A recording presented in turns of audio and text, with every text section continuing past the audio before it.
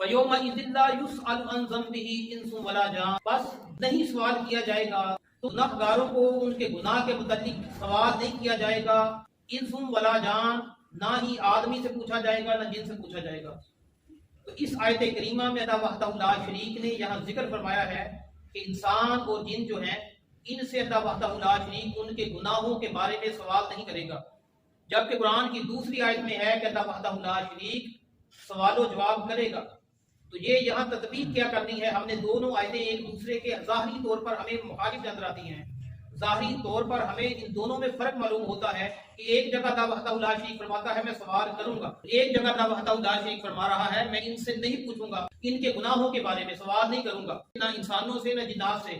تو ان میں تطبیق یہ ہے کہ جب ایک وقت اللہ تعالیٰ سوال کرے گا، ایک وقت وہ آئے گا جب ان کے منہ پر مہر لگا دی جائے گی، تو یہ اس حال کو بیان کیا جا رہا ہے۔ فَبِأَيِّ آلَاءِ رَبِّكُمَا تُكَذِّبَانِ، بس اے گروہ جنو انس تم اپنے رب کی کن کن نعمتوں کو جھٹلاؤ گے۔ یُعْرَفُ الْمُجْرِمُونَ بِسِیمَاهُمْ، پہچان لیے جائیں گے مجرم لوگ اپنے چہروں سے، اللہ تعالیٰ مجرم لوگوں کو ان کے چہروں سے پہچان دے گا۔ فَيُؤْخَذُ بِالنَّوَاصِي وَالْأَقْدَامِ، اور ان کو پکڑ کر دھکیل دیا جائے گا جہنم کے اندر۔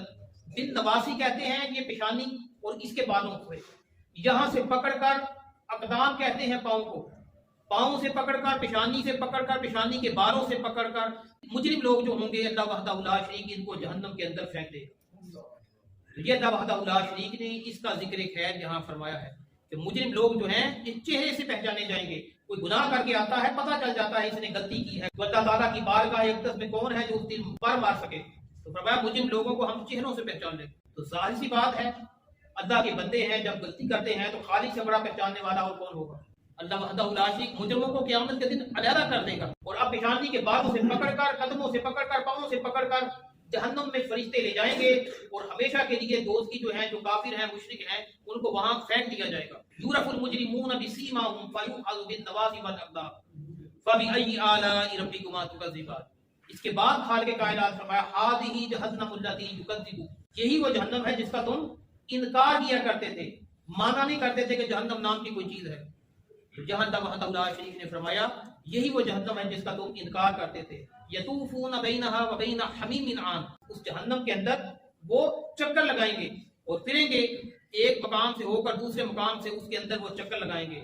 تو حمیم آن، حمیم آن کہتے ہیں، حمیم کہتے ہیں گرم پانی کو، آن کہتے ہیں جو کھول رہا ہوگا، ان کے لیے گرم پانی ایسا ہوگا جو کھولتا ہوگا، جو ابلتا ہوگا۔ جب سے اللہ تعالیٰ نے آسمان و زمین کی تخلیق فرمائی ہے اس پانی کو جوش دیا جا رہا ہے۔ اندازہ کریں کہ جب سے اللہ تعالیٰ نے آسمان و زمین کو پیدا فرمایا ہے اس پانی کو جوش دیا جا رہا ہے، اس کو کہتے ہیں حمیم من آن۔ ان کے لیے گرم پانی ہوگا، گویا کہ وہ آگ ہوگی، جہنم کی آگ ہوگی، کھولتا ہوا پانی ہوگا۔ تو یہاں بھی اللہ وحدہ لا شریک نے فرمایا مجرموں جس کا تم انکار کرتے تھے، جس کو تم جھٹلاتے تھے، یہ وہی آگ ہے۔ یطوفون بینہا وبین حمیم آن، جس کا تم انکار کرتے تھے اور جس کے بارے میں تم تنبیہ کیا کرتے تھے، جس کا ٹھٹھا کیا کرتے تھے، مذاق کیا کرتے تھے۔ ہذہ جہنم التی یکذب بہا المجرمون، یہی وہ جہنم ہے دیکھ لو جس کا تم انکار کرتے تھے، جس کا تم کفر کرتے تھے۔ اب اسی جہنم کے اندر چکر لگاتے رہو اور گرم پانی تمہارا مقدر ہو چکا۔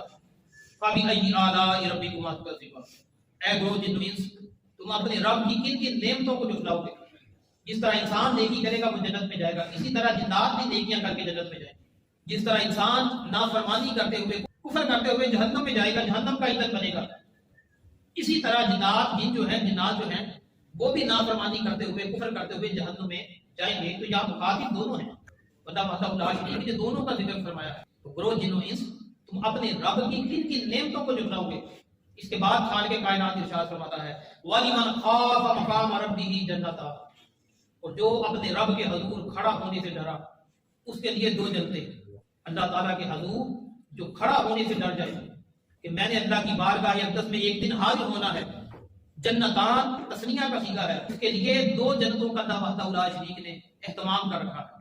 حضرت عمر فاروق رضی اللہ تعالیٰ عنہ کا زمانہ ہے، ایک شخص مسجد میں آتا، عشاء کے وقت اپنے گھر واپس جاتا، واپسی پر ایک لڑکی اس لڑکے پر اپنا دل دے بیٹھی اور اس کی عاشق ہو گئی اور اس نے اس کو گناہ کی آفر کی کہ میرے ساتھ بدکاری کر لو، تو وہ نوجوان اس کے جسم میں کپاہٹ پیدا ہو جاتی ہے اور وہی بے ہوش ہو کر گر جاتا ہے، اس کو ہوش آتا ہے اپنے گھر پہنچ جاتا ہے.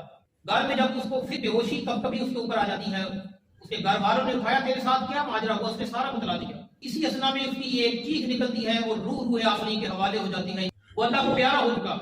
اب اس کا جو والد ہے حضرت عمر فاروق رضی اللہ تعالیٰ عنہ کے پاس آتا ہے، سارا واقعہ بیان فرما دیتا ہے کہ اب میرے بیٹے کے لیے کیا اجر ہے. تو حضرت عمر فاروق رضی اللہ تعالیٰ نے فرمایا وَلِمَنْ خَافَ مَقَامَ رَبِّهِ جَنَّتَانِ، جو بھی اپنے رب کے حضور کھڑا ہونے سے ڈر جائے، اس کا دل طائب ہو جائے، اس کے لیے دو جنتیں. دو جنتیں کیوں ہیں؟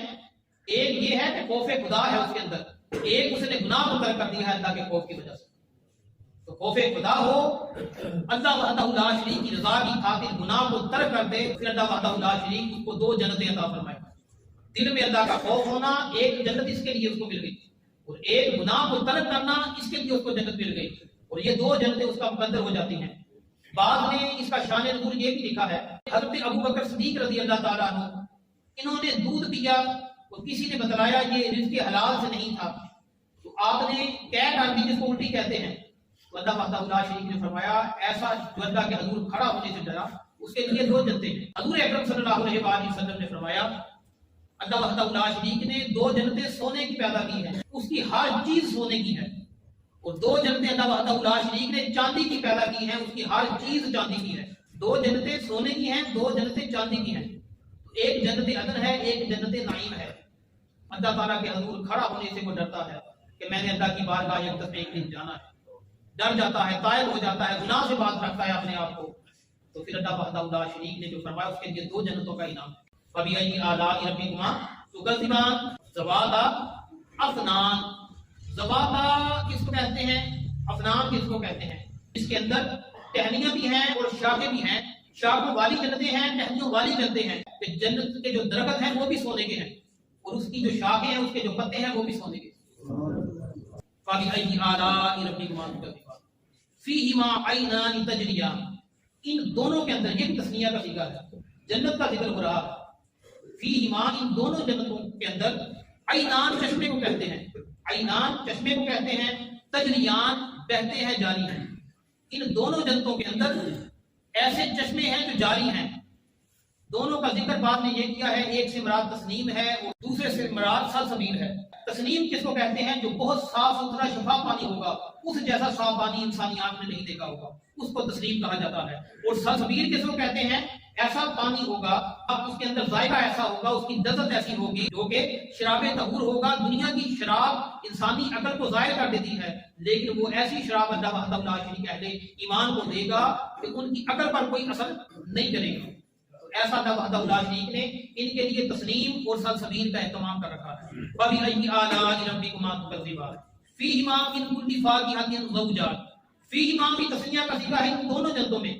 من کلی ہر ایک، فاکہہ میوے ہیں، زوجان دو دو کو کہتے ہیں. اللہ وحدہ لا شریک نے ایسے میووں کا وہاں اہتمام فرمایا ہے، وہ بھی جوڑے جوڑے ہوں گے. تو جنت کے ہر میوے اپنی مثالات ہیں، جنت کا ہر پھل اپنی مثال آپ ہے.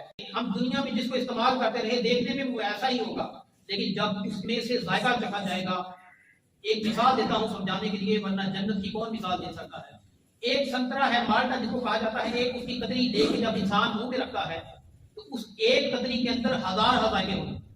ہمارے ذہنوں میں تو دنیا کا جو پھل ہے اس سے ملتا جلتا ہے، لیکن جب انسان کھائے گا اس میں ہزار ذائقے ہوں گے.